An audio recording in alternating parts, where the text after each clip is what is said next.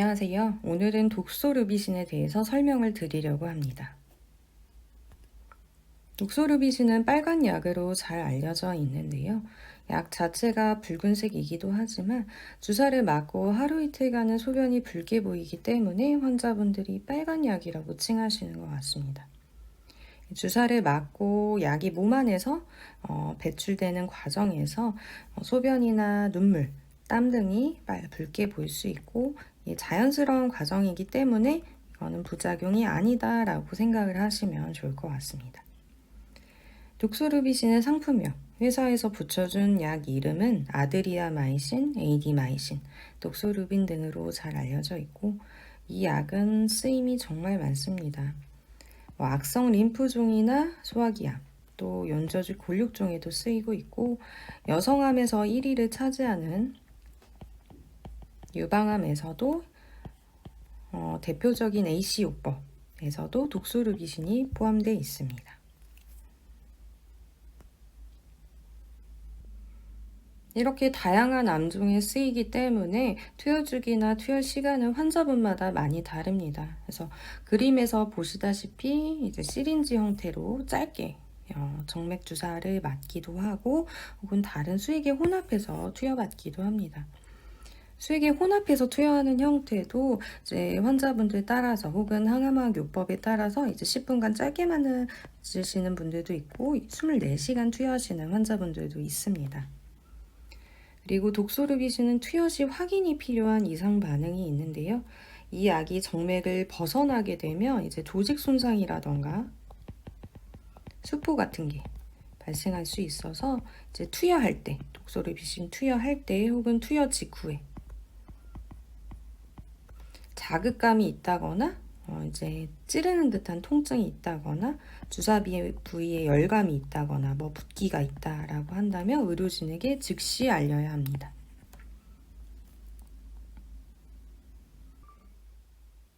다음으로 FDA 박스형 경고문을 살펴보겠습니다. 이 박스형 경고문은 의약품 안전 관련 정보, 다음은 경고문 중에 하나인데요. 이 미국 식약처에서 발표한 이 독소르비신의 FDA 박스형 경고문의 첫 번째는 심장 독성입니다. 이게 심전도 이상이나 빈맥, 우려성 심부전 등을 얘기하고 보통은 치료 종료 후 수년 후까지도 발생할 수 있다고 보고되어 있습니다.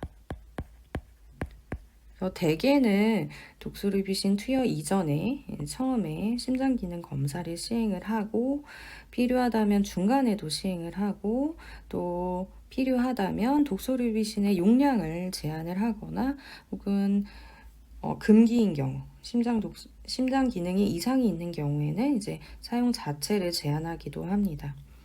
또 필요한 경우에는 그 예방약을 쓰기도 하는데요. 카디옥산이라고 하는 예방약은 위험인자가 있는 환자에서 의료진 판단하에 추천이 되기도 합니다. 대개는 심장 기능에 이상이 있거나 70세가 넘는 환자 혹은 독소르비신의 누적 용량, 이 해당 계열 약물의 누적 용량이 많은 환자에서 카디옥산 투여가 추천이 됩니다. 두 번째 경고문은 일혈과 조직 괴사로 우리가 앞서 살펴봤던 투여 시의 주의사항과 동일합니다. 그래서 약을 맞을 때, 또 약 맞은 직후에 열감이 있다, 자극감이 있다, 통증이 있으면 의료진에게 빨리 얘기한다. 또 세 번째로는 항암의 일반적인 부작용인 골수기능 억제가 있습니다. 그래서 면역력에 해당하는 백혈구, 지혈과 관련된 혈소판, 또 산소 운반하고 관련된 적혈구가 감소될 수 있고 병원에 올 때마다 주기적인 혈액 검사를 하기 때문에 미리 염려하지 않으셔도 된다.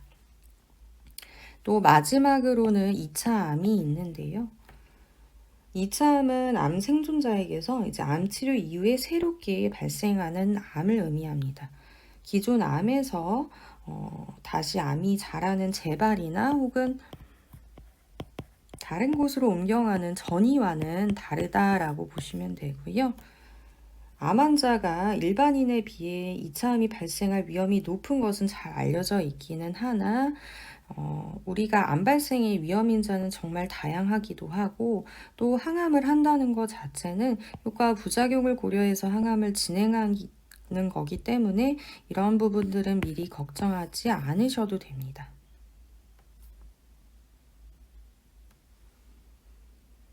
다음으로는 이제 개인적으로는 가장 중요하다고 생각하는 이상 반응, 부작용에 대해서 살펴보려고 하는데요. 국내 식약처 자료에는 모든 부작용이 기술돼 있고 어떤 것이 더 빈도가 높다라고 하는 거는 써져 있지 않기 때문에 저는 외국 자료에 근거해서 설명을 드리려고 합니다.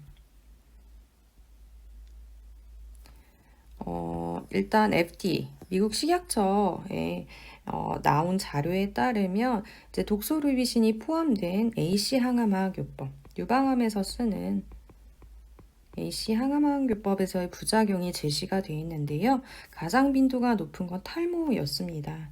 이게 부분 탈모인지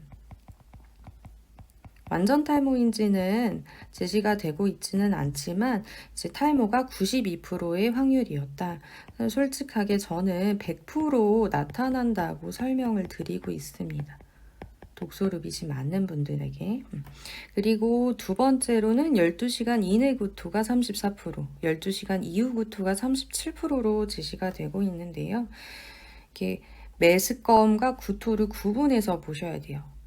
여기서 제시된 거는 단순하게 메스껍다가 아니라 정말 토르한 구토, 보미팅이 제시가 되고 있고, 이런 메스꺼움 구토는 투여 직후부터 늦은 분들은 수일 이내에 발생하기도 합니다.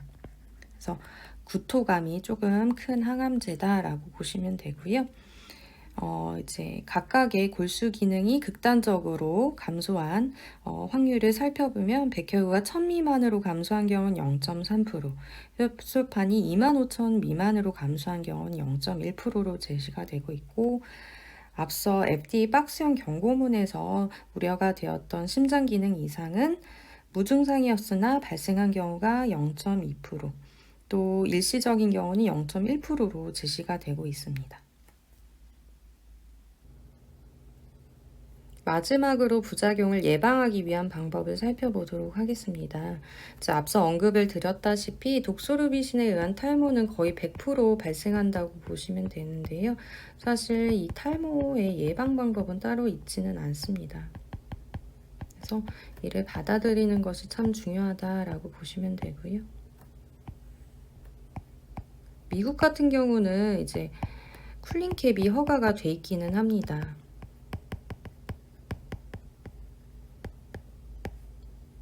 머리를 시원하게 하면은 두피로 가는 혈류량이 감소하게 되고, 그렇게 되면 두피로 가는 항암제 양도 감소하게 돼서 탈모를 예방할 수 있다라고 하는 개념의 디그니캡, 팩스먼, 냉각캡 등을 의미를 하는데요. 아직 국내엔 허가된 바가 없습니다. 그래서 탈모는 항암제 투여 1, 2주에서 수개월 이내에 시작이 되게 되고, 항암 종료하고 1에서 6개월이 지나서 회복되는 것이 일반적입니다.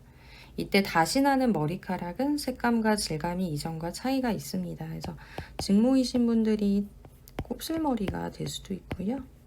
곱슬이신 분들이 직모가 되기도 하고, 또 검은 머리만 나던 분들이 흰머리나 밝은 머리 색깔로 바뀌기도 하고, 그 반대인 경우도 있습니다.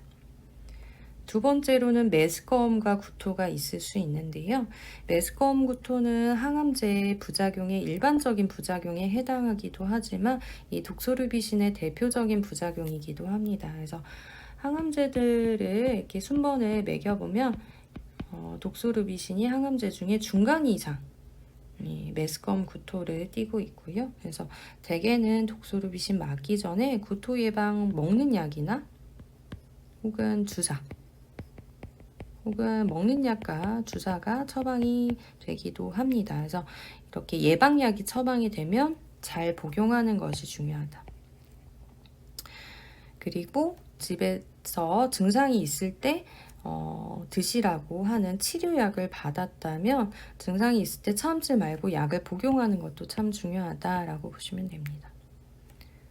세 번째로는 골수 기능이 억제되는 것들이 있는데요. 이제 면역력하고 관련된 백혈구 세포, 지혈과 관련된 혈소판, 또 산소 운반하고 관련한 적혈구가 감소될 수 있습니다. 그래서 우리가 평상시에도 위생관리를 철저히 하고 마스크도 잘 써주시고, 이제 지혈이 안 될 수도 있기 때문에 항상 다치지 않도록 조심해 주시고, 다칠 만한 행위나 운동, 시술 같은 것도 피해 주시고요. 집에서 부드러운 칫솔로 양치질 해주시고, 적혈구가 감소하면 이제 산소 운반이 잘 안 되기 때문에 쉽게 피로해질 수 있어요. 그래서 너무 무리한 운동이나 활동은 피해 주시고, 피곤하면 충분히 쉰다 잊지 마시고요.